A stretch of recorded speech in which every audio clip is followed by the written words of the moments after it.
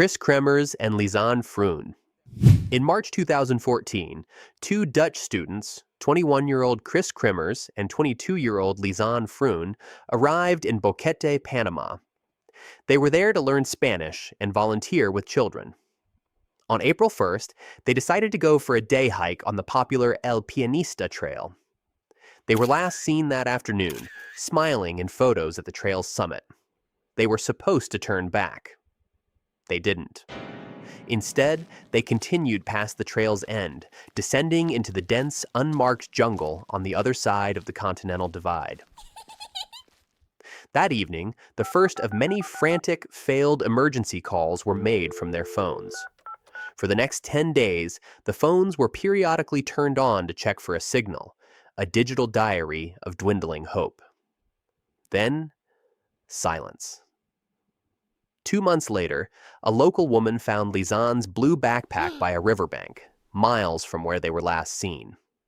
Inside, neatly packed and dry, were both phones, a camera, sunglasses, and cash. The discovery only deepened the mystery. The camera contained over 90 bizarre photos taken in the dead of night on April 8th, a week after they vanished. Most were pitch black, but some showed flashes of the jungle canopy, a strange arrangement of sticks and rocks on a boulder, and, a close-up of the back of Kris's head. Then came the bones. A single boot, with Lisanne's foot still inside, was found in the river. Further upstream, searchers found a pelvic bone and a rib belonging to Kris. Her bones were described as being almost perfectly clean, as if they had been bleached. Lisanne's remains, in contrast, still had bits of flesh attached. No complete bodies were ever recovered. The official cause of death was ruled an accident, but the details don't add up. Why was the backpack so clean? What were the night photos for? And how do two young women just vanish, only to reappear as a collection of scattered, strangely preserved bones? Mostly harmless. Vance Rodriguez. In July 2018, hikers on the Nobles Grade Trail in Florida's Big Cypress National Preserve noticed a foul smell coming from a yellow tent pitched just off the path. Inside, they found the emaciated body of a man. He had no wallet, no ID, and no phone. But he did have a backpack, notebooks filled with code, and $3,500 in cash. He was a ghost. For 2 years, he remained unidentified. The online true crime community, captivated by the mystery, dubbed him Mostly Harmless, a name he had apparently used on the trail. He was a man who had walked out of society and into the woods, leaving no trace of who he was. The autopsy only added to the confusion. He had died of starvation, weighing only 83 pounds. But his tent was full of food. He had money to buy more. He was found just a few miles from a major highway. He could have walked out at any time. He didn't. It wasn't until 2020 that the internet finally cracked the case. A former co-worker recognized a photo and identified him as Vance Rodriguez, a 44-year-old software developer from Louisiana. Friends and family came forward, painting a picture of a brilliant but troubled man who had struggled with his mental health. He had simply walked away from his life, seeking solitude in the wilderness. But the central question remains unanswered. Why did he starve to death? Did he choose to? Was it, a form of protest, a final act of renunciation? Or did some unknown medical condition prevent him from eating? The official cause of death is listed as undetermined. He was a man who had the means to survive, but for some reason, he chose not to, or couldn't. He died alone in a tent, surrounded by the very things that could have saved him. A paradox in a yellow tent. The Gerrish-Chung Family. On a hot August day in 2021, a young family went for a hike in the Sierra National Forest in California. John Gerrish, a 45-year-old British software engineer, Hello. his 31-year-old wife, Ellen Chung, their 1-year-old daughter, Miju, and their dog, Oski. They were experienced hikers, familiar with the area. They set out on a popular 8-mile loop trail. They never came back. When they didn't return, a massive search was launched. The next day, their bodies were found on the trail, just 1 mile from their car. John was found sitting on the trail, with Miju and the dog beside him. Ellen was found a short distance up a steep incline, as if she had been trying to climb for help. There were no signs of trauma, no foul play, nothing.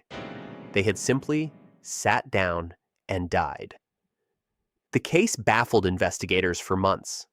They explored every possibility: lightning strikes, carbon monoxide from old mines, toxic algae in the nearby river, even murder. The area was treated like a hazmat zone, but every theory led to a dead end. The autopsies were inconclusive. The family's death was a complete mystery. Finally, after 2 months of intense investigation, the sheriff announced the cause of death: hyperthermia and probable dehydration. The temperature on the trail that day had soared to 109 degrees Fahrenheit. The family had only brought a single 85-ounce water bladder with them, which was found empty. They had been caught in a deadly heat trap on a steep, exposed section of the trail with no shade. A whole family, wiped out by a beautiful day that turned deadly. A tragic reminder that even the most familiar trails can kill you. Gerry Largay. In 2013, 66-year-old Gerry Largay was living her dream, hiking the Appalachian Trail. She was a retired nurse from Tennessee, and she had been planning this trip for years. On July 22nd, she was hiking a remote section of the trail in Maine. She stepped off the path to go to the bathroom. She never found her way back.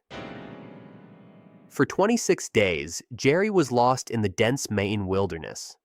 She tried to text her husband for help, but the messages never went through. She kept a journal, documenting her dwindling food supply and her fading hope. "When you find my body," she wrote in a final entry, "please call my husband George and my daughter Carrie. It will be the greatest kindness." 2 years later, in October 2015, a forestry worker stumbled upon her campsite. Her skeletal remains were found inside her sleeping bag in her zipped-up tent. She had died of starvation and exposure, just a 30-minute walk from the trail she had lost. The most tragic part?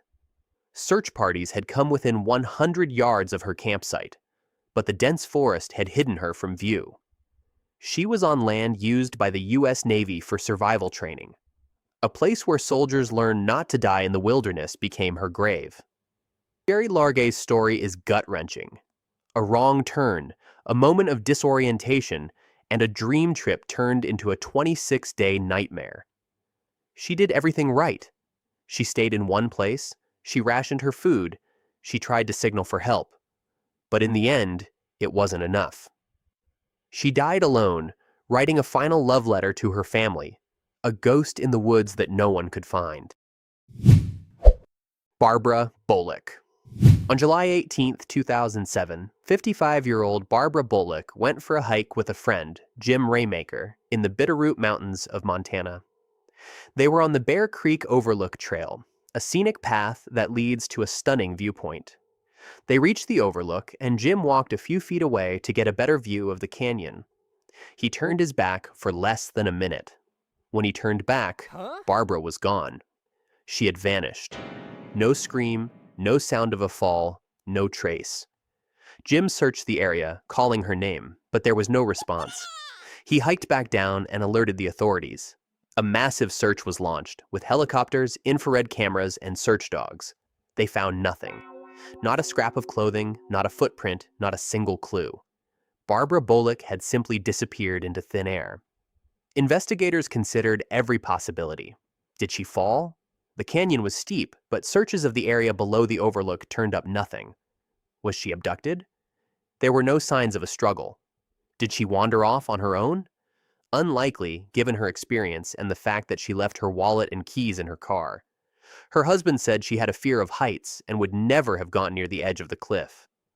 To this day, Barbara Bolick's disappearance remains a complete mystery.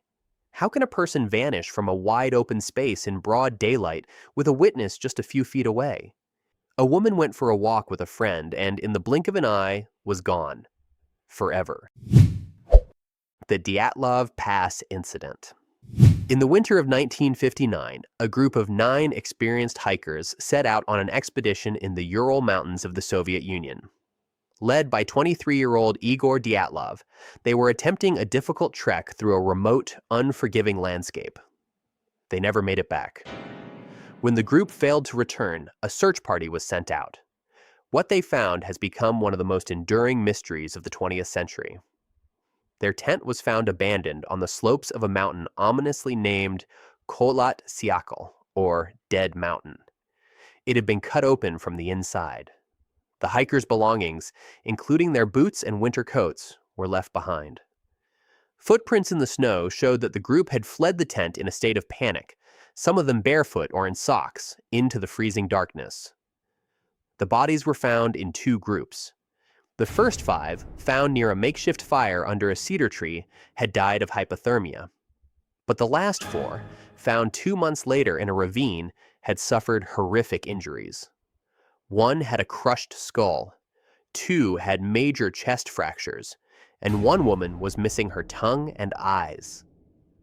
The injuries were described as being consistent with the force of a car crash, yet there were no external signs of trauma. Let that sink in for a second. Massive internal damage, but no bruises on the outside. The Soviet investigation concluded that the hikers had died from a compelling natural force. But what was that force exactly? Theories have ranged from an avalanche to a secret military weapons test, from an attack by the local Mansi people to, an encounter with a Yeti. In 2019, a new investigation suggested that a rare type of avalanche, a slab avalanche, could have forced the hikers from their tent and caused their injuries. But even that theory doesn't explain everything. The Dyatlov Pass incident remains a chilling, unsolved mystery, a story of 9 lives lost to an unknown terror in the heart of the Russian winter.